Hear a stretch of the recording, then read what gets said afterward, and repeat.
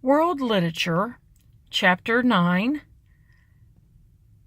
Anne Frank Remembered, the story of the woman who helped to hide the Frank family. This is adapted from the autobiography of Miep Geese with Allison Leslie Gold. All right, words to know. Literary term, nonfiction. A story that is about real places, people, and events. Okay, selection vocabulary. Brigade is a group of people organized for a specific purpose. Lodger is a person who rents rooms. And to reassure is to make a person feel confident. The word family sometimes refers to people who are not related. Friends who make special efforts to help each other might be as close as family members. The woman who wrote this biography was like a family member to the people she helped. Hitler's army killed 6 million European Jews, as well as 5 million other people. During World War II, the leader of Germany, Adolf Hitler, wanted to remove all Jews from Europe. Thousands of Jews left Europe. Many others went into hiding. Jews who were in hiding often had helpers. These non-Jewish people provided food and other necessary items for the people in hiding. Miep Geese worked for Anne Frank's father, Otto. Later, Miep and her husband, Henk, helped hide the Frank family, Mr. and Mrs. Van Daan, and their son, Peter, and a dentist named Dussel. For more than 2 years, Miep scraped together enough food to feed all 8 people in hiding. Following is Miep's account of the day Anne Frank, her sister Margaret, and her parents went into hiding. Anne Frank remembered. It was the first Sunday in July. The night was warm. Henk and I had eaten our dinner. Suddenly the doorbell rang.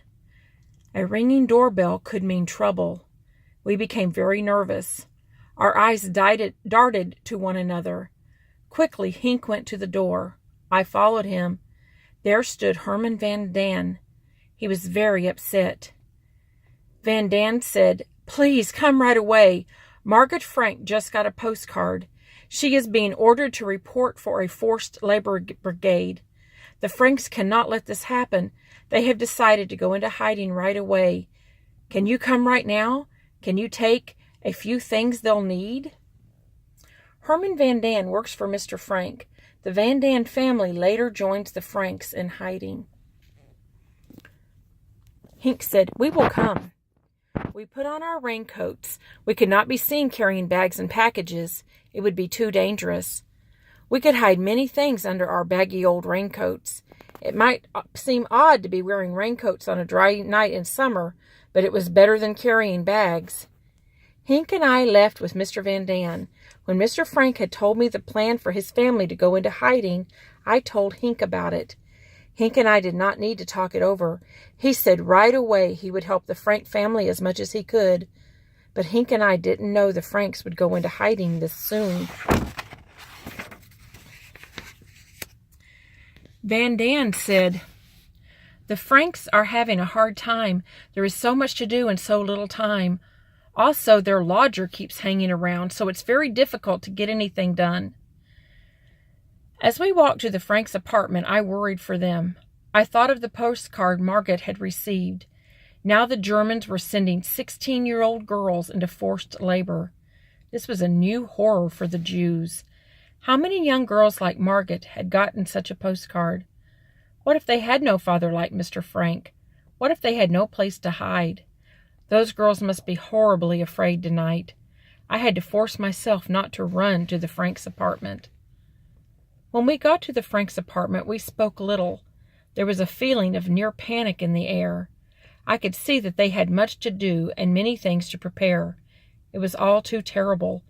Mrs. Frank handed us piles of things. They felt like children's clothes and shoes. I was so nervous and scared I didn't look at what she was giving me.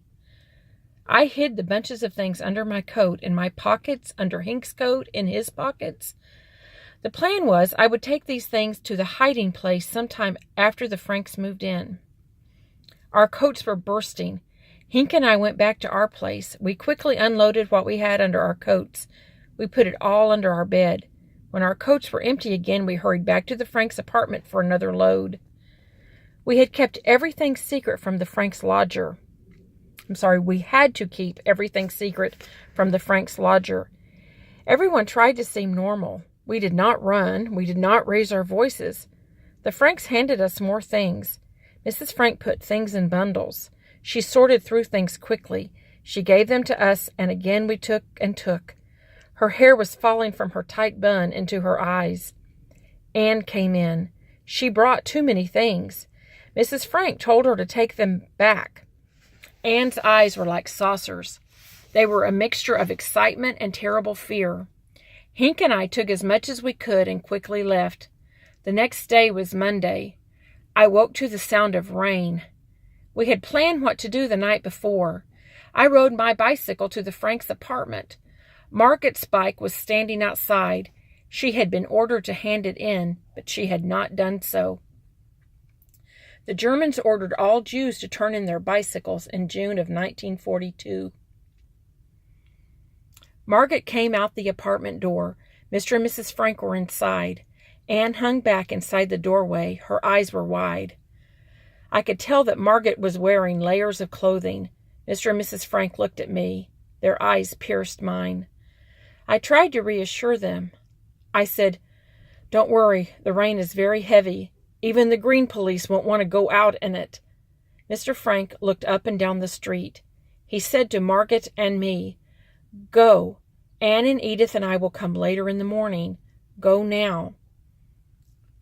The German soldiers were called Green Police because of their green uniforms. Margaret and I pushed our bicycles onto the street. Quickly we pedaled away, but not too fast. We wanted to look like two everyday working girls on their way to work on a Monday morning. Not one green policeman was out in the rain. I took the big crowded streets. All the way Margaret and I did not speak. We knew that from the moment we had gotten on our bicycles, we had become criminals. There we were, a Christian and a Jew. She was a Jew without a yellow star, riding an illegal bicycle. This Jew was ordered to report for a forced labor brigade. She had been about to leave for some unknown place in Hitler's Germany. Margaret's face showed no fear. She showed nothing of what she was feeling inside. Suddenly, Margaret and I were two allies against the strength of the German beast. All Jews were required to wear yellow stars sewn onto their clothing. This German order helped separate the Jews. We arrived at the office building and carried our bicycles into the storeroom. All at once, I could see that Margaret was about to crumble.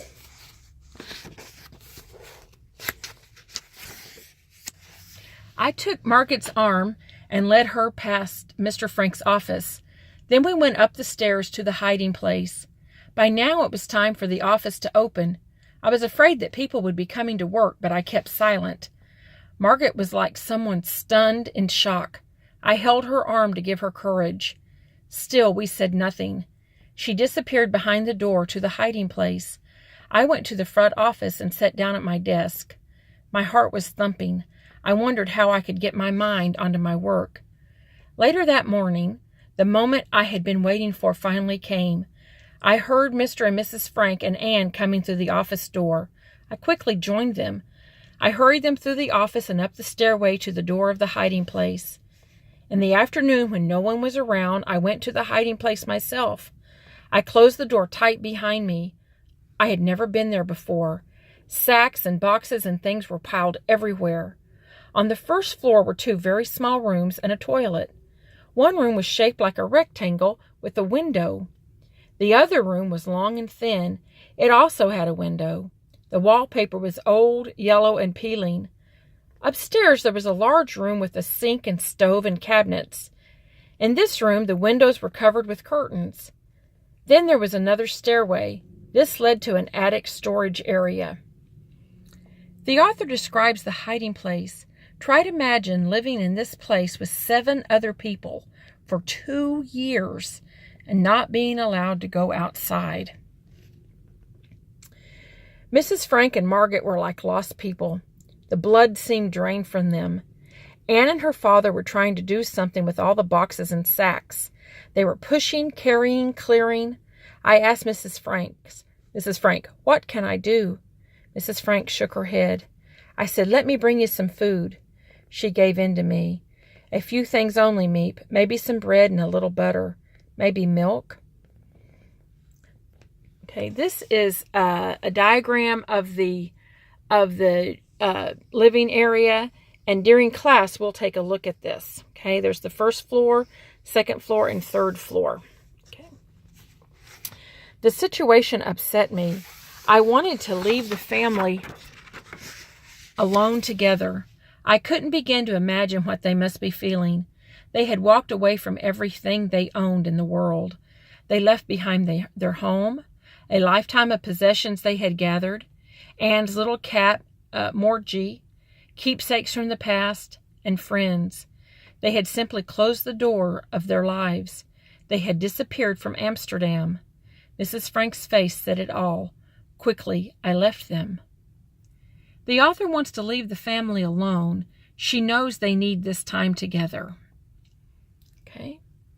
Answer these questions on the back of your vocabulary. Number 1. What is Miep Gies's relationship to the Frank family? Number 2. What causes the Frank family to go into hiding on this day? Number 3. Why is Miep surprised when she first goes up to the hiding place? And number 4. How is Miep Gies like a member of the Frank family?